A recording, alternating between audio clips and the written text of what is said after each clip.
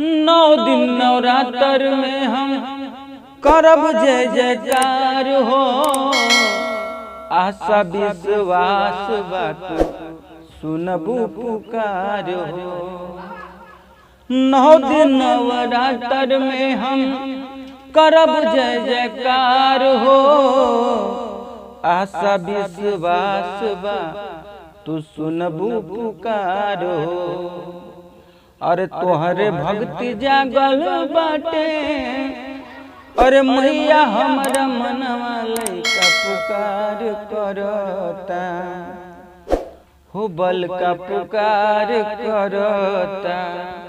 तया के दे दर्शनवा लइका पुकार करता हो, तोहर गुहार करता।